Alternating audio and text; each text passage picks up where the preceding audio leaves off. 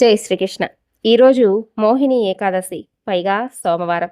ఎంతో విశేషమైనటువంటి పరమ పవిత్రమైనటువంటి ఈ రోజున తప్పక వినవలసినటువంటి కథ గురించి తెలుసుకుందాం.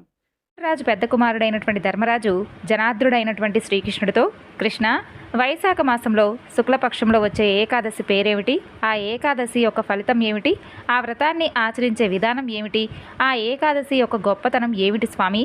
అసలు ఆ ఏకాదశికి సంబంధించినటువంటి కథ ఏమైనా ఉంటే సవివరంగా చెప్పమంటూ వేడుకుంటాడు కృష్ణుణ్ణి. అప్పుడు శ్రీకృష్ణుడు, ధర్మరాజా, పూర్వం శ్రీరామచంద్రుడు కూడా నీవు నన్ను అడిగినట్లుగానే వశిష్ఠ మహర్షిని ప్రశ్నించాడు. అప్పుడు వశిష్ఠుడు శ్రీరామచంద్ర ప్రభుల వారికి ఒక మంచి కథను చెప్పాడు. ఆ కథనే నేను నీకు వివరంగా చెప్తాను, శ్రద్ధగా ఆలకించు అని అంటాడు. శ్రీరామచంద్రుడు వశిష్ఠుడితో, మునిశ్రేష్ఠ, సమస్త పాపాలను నశింపచేసేది, సమస్త దుఃఖాలను పోగొట్టేటటువంటి వ్రతాలన్నింటిలోకి ఉత్తమమైనటువంటి వ్రతం గురించి మీ ద్వారా వినాలని నేను కోరుకుంటున్నాను. సీతావియోగం వలన నేను అనేక దుఃఖాలను అనుభవించాను కదా, అందువలన నేను చాలా భయపడుతున్నాను. అందుకని మిమ్మల్ని ఈ విధంగా అడుగుతున్నాను అంటూ సవినయంగా ప్రార్థిస్తాడు. అప్పుడు వశిష్ఠ మహర్షి, రామచంద్ర, నీవు చాలా మంచి ప్రశ్న వేశావు. ధర్మస్వరూపుడవైనటువంటి నీవు ఇటువంటి ప్రశ్న వేయడం తగినదే. అందువల్ల నీ నామాన్ని తలచినంత మాత్రానే ఏ మానవుడైనా కానీ పవిత్రుడవుతాడు. ప్రశ్న వేసిన వారిని బట్టి వారి యొక్క బుద్ధి చాతుర్యం తెలుస్తుంది. చూడు రామచంద్ర, లోకమునందలి ప్రజల క్షేమాన్ని కోరి నీవు నన్ను ఈ ప్రశ్న వేశావు. అందువలన లోకహితం కోసం నేను నీ ప్రశ్నకు తప్పక సమాధానాన్ని చెబుతాను, విను. వ్రతాలన్నింటిలోనూ పవిత్రమైనటువంటి ఉత్తమమైనటువంటి వ్రతం గురించి నీవు అడిగావు, అంతేనా? శ్రద్ధగా విను అంటూ ఇలా చెప్తాడు. శ్రీరామ, వైశాఖ మాసంలో శుక్లపక్షంలో వచ్చే ఏకాదశిని మోహిని అని అంటారు. ఈ ఏకాదశి సమస్త పాపాలను పరిహరిస్తుంది, అన్నింటికంటే శ్రేష్టమైనది. ఈ ఏకాదశి వ్రతాన్ని ఆచరించినటువంటి మానవుడు మహాపాతకముల సమూహం నుండి, సమస్త వ్యామోహాల నుండి విడిపించబడతాడు, విముక్తిని పొందుతాడు. అందువలన నీ వంటి వారిచే ఈ వ్రతం తప్పకుండా ఆచరింపబడాలి. సమస్త పాపాలను, సమస్త దుఃఖాలను ఈ ఏకాదశి వ్రతం నివారిస్తుంది, పుణ్యాలను ప్రసాదిస్తుంది. శుభప్రదమైనటువంటి ఒక కథ గురించి నీకు చెబుతాను. ఏకాగ్రమైనటువంటి మనస్సుతో నేను చెప్పే కథ విను అంటూ, ఇది విన్నంత మాత్రం చేతనే మహాపాపాలన్నీ కూడా నశిస్తాయి రామా. చూడు రామచంద్ర, సరస్వతీ నదీ తీరం మనోహరంగా ఉంటుంది. దాని ఒడ్డున ఒక అందమైనటువంటి ఒక పట్టణం ఉంటుంది. ఆ పట్టణానికి భద్రావతి అనే పేరుంది. ఆ పట్టణమును ద్యుతిమాన్ అనే ఒక రాజు పరిపాలిస్తూ ఉండేవాడు. అతను శ్రేష్టమైనటువంటి రాజవంశంలో జన్మించినవాడు. సత్యవాక్య పాలనయందు నిష్ట కలవాడు. చంద్రవంశంలో జన్మించినవాడు. మంచి ధైర్యవంతుడు, అలాగే సత్యప్రతిజ్ఞ కలవాడు. ఆ భద్రావతి పట్టణంలో గణపాలుడు అనే పేరు కలిగినటువంటి ధన ధాన్యాది సకల సంపదలు కలిగినటువంటి ఒక వైశ్యుడు ఉండేవాడు. అతను చాలా పుణ్యకార్యాలను చేశాడు. ప్రజలు దాహం తీర్చుకోవడం కోసం ఆ వైశ్యుడు చాలా ప్రదేశాలలో చలివేంద్రాలను కూడా నిర్మించాడు. యజ్ఞ యాగాలు చేసుకునే వారి కోసం యజ్ఞ యాగశాలలు నిర్మించాడు. చెరువులు త్రవ్వించాడు. నీడ కోసం అక్కడక్కడ చెట్లను కూడా నాటించాడు. ఆ విధంగా ఆ వైశ్యుడు అనేక ధర్మ కార్యాలను చేస్తూ ఉండేవాడు. బాటసారులకు సత్రాలను కూడా కట్టించాడు. బాటసారులకు బసలు కూడా ఏర్పాటు చేసేవాడు. ఇంకా ఆ వైశ్యునకు శ్రీ మహావిష్ణువు పట్ల అపారమైనటువంటి భక్తి కూడా ఉంది. పరమ శాంత స్వభావం కలవాడు. అతనికి 5 కుమారులు ఉన్నారు. మొదటివాడి పేరు సుమనుడు, రెండవ వారి పేరు ద్యుతిమంతుడు, మూడవవాడు మేధావి, నాలుగోవాడు సుకృతి, ఇక 5వ వాడి పేరు దుష్టబుద్ధి. అతను పేరుకు తగ్గట్టుగా నిరంతరం కూడా మహాపాపాలను చేయడంలో ఆసక్తి కలిగి ఉండేవాడు.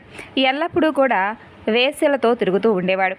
నిరంతరం విటులతో మాట్లాడుతూ ఉండేవాడు. తనను గొప్ప మొనగాడిగా భావిస్తూ ఉండేవాడు. జూదం మొదలైనటువంటి చెడు వ్యసనాల యందు ఆసక్తి కలిగి ఉండేవాడు.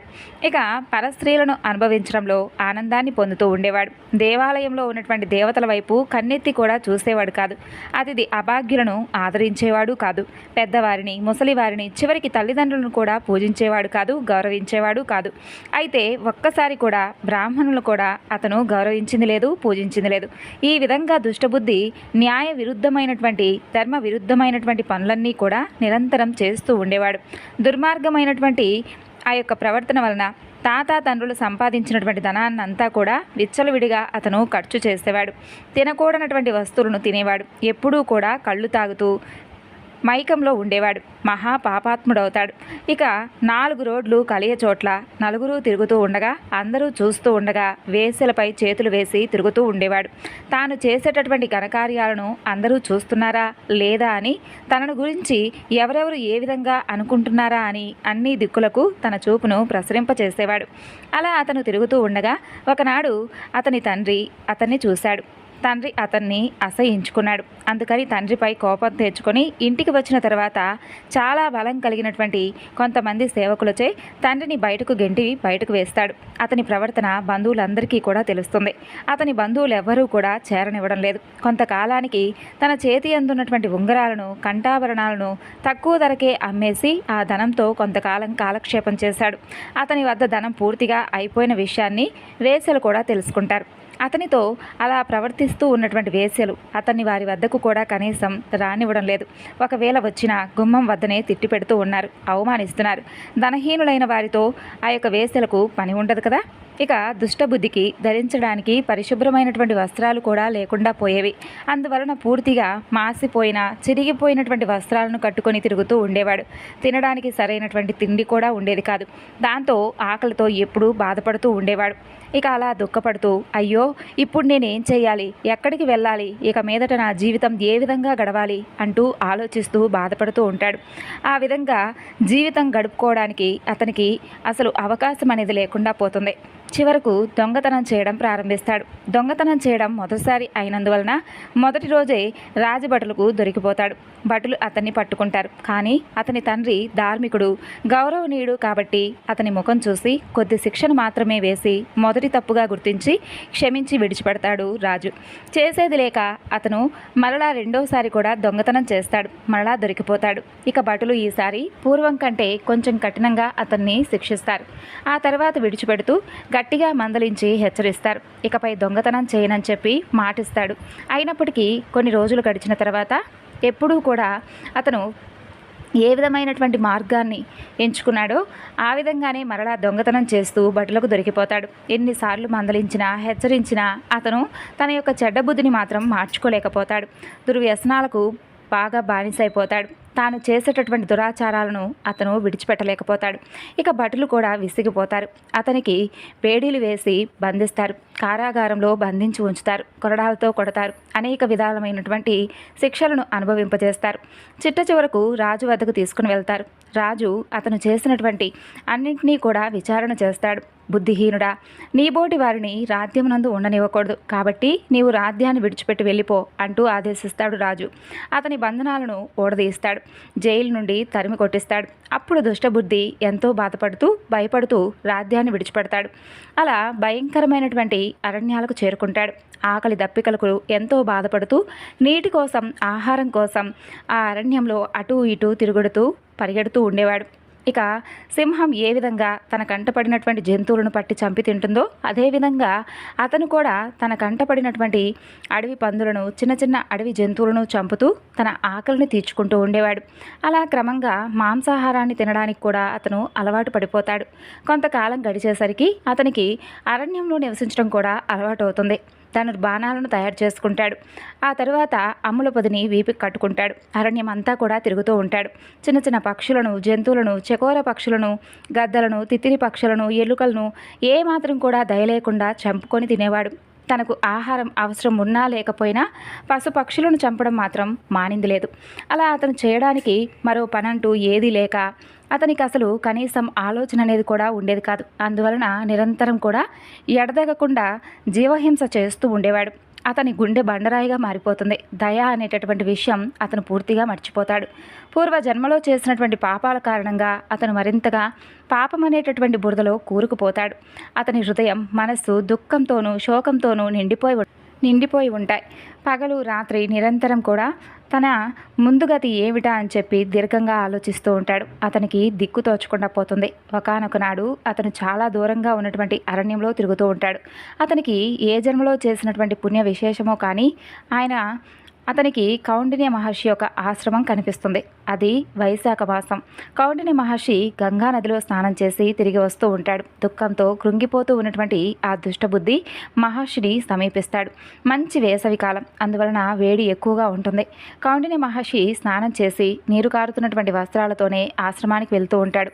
దుష్టబుద్ధి ఆయన వెంబడించి వెళుతూ ఉంటాడు. మహర్షి ధరించినటువంటి వస్త్రం నుండి జారుతూ ఉన్నటువంటి నీటి బిందువులు గాలికి ఎగిరి వెనక నడుస్తూ వస్తున్నటువంటి ఆ దుష్టబుద్ధి మీద పడుతూ ఉంటాయి. ఒక్కొక్క బొట్టు పడుతూ ఉన్నప్పుడల్లా అతని పాపరాశి కొద్ది కొద్దిగా తరిగిపోతూ ఉంటుంది. అతని దురదృష్టం కూడా కొంత తగ్గుతుంది. దాంతో అతనికి ఒక అవకాశం లభిస్తుంది. అతను మహర్షికి ఎదురుగా నిలబడతాడు. ఆయనకి నమస్కరిస్తాడు. దుష్టబుద్ధి మహర్షితో, ఓ బ్రాహ్మణోత్తమ, నేను పుట్టిన దగ్గర నుండి పాపాలను చేస్తూ వచ్చాను. పరమ పాపాత్ముడయ్యాను. ప్రస్తుతం నా వద్ద ధనం ఏమీ లేదు.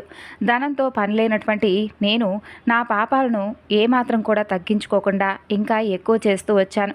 కానీ నేను మాత్రం ఇప్పుడే ఈ క్షణమే ప్రాయశ్చిత్తంతో మీ కాళ్ళపై పడుతున్నాను. నా యందు అనుగ్రహం ఉంచి నన్ను దయచేసి క్షమించండి అని అంటాడు.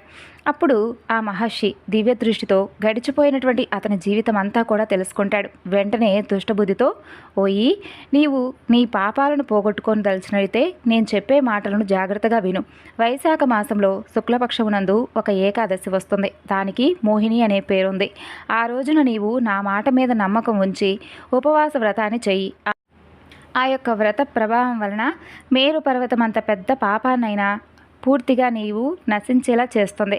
మానవులు గత జన్మలలో ఎన్ని పాపాలను చేసినప్పటికీ అవన్నీ కూడా ఈ మోహిని ఏకాదశి నాటి ఉపవాస వ్రతం వలన నశించిపోతాయి. కాబట్టి ఈ మోహిని వ్రతం యొక్క మహత్యం చాలా గొప్పది అని చెప్పి ఆ మహర్షి చెబుతాడు. దుష్టబుద్ధి మహర్షి చెప్పినటువంటి మాటలన్నీ వింటాడు. అపరిమితమైనటువంటి ఆనందాన్ని పొందుతాడు. తరువాత కౌండిన్య మహర్షి ఉపదేశించిన ప్రకారంగా శాస్త్ర పద్ధతిని అనుసరించి మోహిని ఏకాదశి వ్రతం చేస్తాడు. దాంతో ఆ వ్రత ప్రభావం వలన దుష్టబుద్ధి యొక్క పాపాలన్నీ తొలగిపోతాయి. దుష్టబుద్ధి దివ్యమైనటువంటి దేహాన్ని ధరిస్తాడు. గరుడ విమానాన్ని ఎక్కుతాడు. ఏ బాధలు లేనటువంటి వైకుంఠ లోకానికి చేరుకుంటాడు. వశిష్ఠ మహర్షి శ్రీరామచంద్రుడితో, రామా, మోహిని ఏకాదశి మహిమ తెలిసింది కదా. అజ్ఞానం అనేటటువంటి మోహాన్ని నశింపచేస్తుంది ఈ వ్రతం. చరాచర ప్రాణికోటితో నిండినటువంటి 3 లోకాల యందు ఈ వ్రతాన్ని మించినటువంటి వ్రతం వేరొకటి లేదు రామా. మహారాజా, యజ్ఞాలు, యాగాలు, పుణ్యతీర్థాలు, దానాలు మొదలగువి ఎన్ని చేసినప్పటికీ కూడా అవన్నీ ఈ ఏకాదశి వ్రతఫలంలో 16వ వంతుకు కూడా సాటిరావు. ఈ మాటలు ఆశ్చర్యపడాల్సినటువంటి అవసరం కూడా లేదు. ఈ మోహిని ఏకాదశి మహత్యాన్ని చదివినా విన్నా 1000 గోదానములు చేసినంతటి మహాపుణ్యం లభిస్తుందని చెప్పి వశిష్ఠ మహర్షి శ్రీరామచంద్రుడికి చెప్పినటువంటి మోహిని ఏకాదశి వ్రతకథ అని చెప్పి శ్రీకృష్ణుడు ధర్మరాజుకు వివరిస్తాడు. ఇక ఈ ఏకాదశి నాడు మరొక చక్కని పరమ పవిత్రమైనటువంటి కథ గురించి తెలుసుకుందాం. నారద మహర్షి ప్రాచీన బర్హి అనే మహారాజుకు ఈ యొక్క పురంజనోపాఖ్యానం గురించి వివరిస్తాడు. ప్రాచీన కాలంలో ఒక రాజు కేవలం ఈ శరీరమే శాశ్వతం అనుకొని, తాను భూమి మీద శాశ్వతంగా ఉండిపోతాను అనుకొని, తాను ఎటువంటి మార్గంలో సంపాదించినా కూడా తనను అడిగేవారు లేరని అనుకొని ఒక రకమైనటువంటి అజ్ఞానంలో జీవితాన్ని గడిపేస్తూ ఉంటే, చాలా తొందరగా అతనికి జ్ఞానోదయం కల్పించడం కోసమై మహాత్ముడైనటువంటి నారదుల వారు ప్రాచీన బర్హికి చెప్పినటువంటి కథే పురంజనోపాఖ్యానం అని పేరు. మరి సుఖముని పరీక్షిత్ మహారాజుతో ఇలా చెప్తాడు, ఓ రాజా, పూర్వకాలంలో పురంజనుడు అనేటటువంటి రాజుండేవాడు. ఆయన తాను నివసించడానికి యోగ్యమైనటువంటి కోట, తాను నివసించడానికి యోగ్యమైనటువంటి రాజ్యాన్ని అన్వేషిస్తూ బ్రహ్మాండాలన్నిటా కూడా తిరుగుతూ ఉంటాడు. కానీ ఆయనకు ఏదీ నచ్చలేదు. చివరకు హిమవత్ పర్వతపు దక్షిణ కోసన ఉన్నటువంటి ఒక దుర్గమును చూశాడు. అది చాలా బాగుంది, నేను అందులో ప్రవేశిస్తానని చెప్పి అనుకుంటాడు. అప్పుడు అందులో నుండి చాలా అందమైనటువంటి యవ్వనం అంకురిస్తూ ఉన్నటువంటి ఒక స్త్రీ బయటకు వచ్చింది. ఆవిడ బయటకు వస్తూ ఉంటే ఆవిడ వెనుక 5 తలల పాము ఒకటి బయటకు వచ్చింది. ఆవిడ పక్కన 11 మంది కాపలా కాసే భటులు వచ్చారు. ఒక్కొక్కరి వెనుక 100 చొప్పున సైనికులు ఉన్నారు. ఆవిడ్ని చూసి పురంజనుడు, నీవు ఎవరు అని ప్రశ్నించాడు. పురంజనుడు తాను ఒక్కడనే ఉన్నానని, తనతో ఎవరూ లేరని అనుకుంటూ ఉంటాడు. కానీ ఆయన వెనుక అవిజ్ఞాతుడు అనబడేటటువంటి మిత్రుడు ఉంటాడు. ఆ అవిజ్ఞాతుడు అనగా తెలియబడినటువంటి వాడు అని అర్థం. ఆయన ఎప్పుడూ కూడా పురంజనుడు వెనకాలే ఉండేవాడు. కానీ పురంజనుడు ఎప్పుడూ కూడా వెనక్కి తిరిగి చూడడు. అలా పురంజనుడు ఆ కాంతను, నీవు ఎవరు అని అడిగాడు. అప్పుడు ఆమె, ఏమో నాకు కూడా తెలియదు, నా తల్లిదండ్రులు ఎవరో కూడా నాకు తెలియదు, నేను పుట్టి బుద్ధి ఎరిగి ఇక్కడే ఉన్నాను. ఈ కోటలో ఉంటూ ఉన్నాను. నువ్వు మంచి యవ్వనంలో ఉన్నావు. నా పేరు పురంజని, నీ పేరు పురంజనుడు. అందుకని నీవు ఈ కోటలోకి రా. వస్తే మనిద్దరం మానుషమైనటువంటి భోగాలను అనుభవిద్దాం. 100 సంవత్సరాలు నీవు ఇందులో ఉందు గాని. ఈ కోటకు ఒక గమ్మత్తు ఉంది. ఈ కోటకు తూర్పు దిక్కుగా 5 ద్వారాలుంటాయి. ఆ 5 ద్వారాల నుండి బయటకు వెళ్ళవచ్చు. కానీ బయటకు వెళ్ళేటప్పుడు ఒక్కొక్క కోట ద్వారంలో నుంచి వెళ్ళేటప్పుడు ఒక్కొక్క మిత్రుడినే తీసుకుని వెళ్ళాలి. ఆ మిత్రులకు పేర్లు ఉంటాయి. వాళ్ళతోనే బయటకు వెళ్ళాలి. అలా ఆ ద్వారంలో నుండి బయటకు వెళ్తే ఒక భూమికి చేరుకుంటావు. ఆ దేశంలో నీవు విహరించవచ్చు, మరలా వెనక్కి వచ్చేయవచ్చు అని చెబుతుంది. ఆయన కూడా చాలా సంతోషించి ఆవిడని వివాహం చేసుకుంటాడు. అలా వారిద్దరూ కలిసి సంతోషంగా జీవనం గడుపుతూ ఉంటారు. పురంజనుడు అంటే ఎవరో కాదు, మనమే, మన కథే అక్కడ చెప్పబడిందే. పురంజనుడు కోట కోసం వెతుకుతూ ఉంటాడు. వెతికి దక్షిణ దిక్కున హిమవత్శృంగమునందు వేలాడుతూ ఉన్నటువంటి కోటను చూశాడు. దక్షిణ దిక్కున ఊరికి శ్మశానం ఉంటుంది. అంటే ఏనాటికైనా కానీ శ్మశానంలో చేరవలసినటువంటి శరీరంలో ప్రవేశించడానికి సిద్ధపడ్డాడు. పురంజనుడు అక్కడికి వెళ్ళేసరికి ఒక అందమైనటువంటి మేడ కనిపించింది. అక్కడ మేడగా చెప్పబడింది శరీరంలో ఉన్నటువంటి తల. శరీరానికి పైన చక్కటి ఒక అందమైనటువంటి తలకాయ ఉంటుంది కదా, దాని మీద ఉన్నటువంటి వెంట్రుకలే పూలతలు, చేతులు, కాళ్ళు ఇవన్నీ కూడా అగడ్తలు. లోపల ఉన్నటువంటి ఇంద్రియాలు భోగస్థానాలు. లోపల రత్నాలతో కూడినటువంటి వేదికగా చెప్పబడింది హృదయస్థానం. అక్కడ ఈశ్వరుడు ఉంటాడు. అక్కడ ఒక పాన్పు ఉంటుంది. దాని మీద మనం రాత్రివేళ నిద్రపోతాం. అంటే ఇంద్రియాలు మనస్సు బడలిపోయి వెనక్కి వెళ్ళిపోయి ఆత్మలో ప్రవేశించి మరీ నిద్రపోతాయి కదా. అప్పుడు మనకి ఏమీ తెలియనటువంటి స్థితి మనకు ఏర్పడుతుంది. పురంజనుడు ఎదురు వచ్చి తనను వివాహం చేసుకోమన్నది ఒక స్త్రీగా మనం చెప్పుకున్నాం. అప్పుడు పురంజనుడు ఆమెను నీవు ఎవరు అని ప్రశ్నించాడు. ఆవిడ నాకు తెలియదు అంది. ఆవిడ బుద్ధి. ఆవిడను 5 తలల పాము కాపాడుతూ ఉంటుంది. అవే పంచప్రాణాలు. ప్రాణ, అపాన, వ్యాన, ఉదాన, సమానములు అనేటటువంటి 5 ప్రాణాలు. ఆవిడతో పాటు 11 మంది భటులు కూడా వచ్చారు కదా, వారే పంచ జ్ఞానేంద్రియాలు, పంచ కర్మేంద్రియాలు, మనస్సు. ఈ 11కి ఒక్కొక్క దానికి కొన్ని వందల వృత్తులుంటాయి. ఈ వృత్తులన్నీ కూడా కలిపి వారి వెనుక ఉన్నటువంటి భటులు. ఇంతమందితో కలిసి ఆవిడ వచ్చిందనమాట. వివాహం చేసుకోమంటాడు. చేసుకుంటుంది. ఆవిడ ఒక మాట చెప్పింది. ఈ కోటకు తూర్పు దిక్కుగా 5 ద్వారాలున్నాయి. అందులో నుండి బయటకు వెళ్ళేటప్పుడు మాత్రం నీవు ఒక్కొక్క స్నేహితుడినే పట్టుకొని వెళ్ళాలని చెప్పింది కదా. మనం అందరం కూడా అనుభవించేటటువంటి సుఖాలే ఆ ద్వారాలు. పనులు చేయడానికి మనం అందరం ద్వారంలో నుండే కదా బయటకు వెళ్తాం. జీవుడు కూడా వాటిలో నుండే బయటకు వెళ్ళి వ్యాపకములు చేస్తూ ఉంటాడు. తూర్పు దిక్కున ఉన్నటువంటి 2 ద్వారాలే ఈ 2 కళ్ళు. ఈ 2 కళ్ళతో జీవుడు బయట ప్రపంచాన్ని చూసి దాంతో సమన్వయం అవుతూ ఉంటాడు. 1వ ద్వారం పేరు కదోత్య, 2వ ద్వారం పేరు ఆవిర్ముఖి. అవి ఎంత చిత్రమైనటువంటి పేరులో చూడండి. ఈ 2 ద్వారాల నుండి బయటకు వెళ్ళేటప్పుడు ఒక్కొక్క స్నేహితుడితో వెళ్తాడు. ఒకడు ద్యుమంతుడు, రెండో వాడి పేరు మిత్రుడు. ద్యు అంటే కాంతి, మిత్రుడు అంటే సూర్యుడి పేరు. మీరు ఈ కళ్ళతో లోకాన్ని వెలుతురు ఉన్నప్పుడు మాత్రమే చూడగలరు. అందుకని ఈ కంటితో ఈ 2 మిత్రులను పట్టుకొని విభ్రాజితము అనబడేటటువంటి దేశానికి వెళుతూ ఉంటాడు. వెళ్ళి ఆ లోకాలంతటినీ కూడా చూస్తూ ఉంటాడు. కాబట్టి ఇవి 2 కూడా 2 ద్వారాలు. ఇంకా మరో 2 ద్వారాలు ఉన్నాయి. వాటి పేర్లు నళిని, నాలిని. ఈ 2 ద్వారాల నుండి బయలుదేరినప్పుడు అవధూతుడు అనే స్నేహితుడితో వెళ్తాడు. అక్కడ 2 స్నేహితులు ఉండరు. అవధూతుడు అంటే అంతా తిరుగువాడు. వాయువు అనేటటువంటి స్నేహితుడితో సౌరభం అనే దేశానికి ఆ రాజు వెళ్తాడు. అంటే ఈ ముక్కుతో వాసనలు పీలుస్తూ ఉంటాడు. సౌరభం అంటే వాసన. ఈ విధంగా అవధూతుని సాయంతో నళిని, నాలిని గుండా సౌరభం అనే దేశానికి వెళ్ళి వెనక్కి వస్తూ ఉంటాడు. ఇక 3వది ఒకటే ద్వారం. దాని పేరే వక్తము అంటే నోరు. ఈ ద్వారంలో నుండి బయటకు వెళ్ళేటప్పుడు ఒకసారి ఒక స్నేహితుడు భుజం మీద చేయి వేస్తాడు. ఆయన పేరే రసజ్ఞుడు.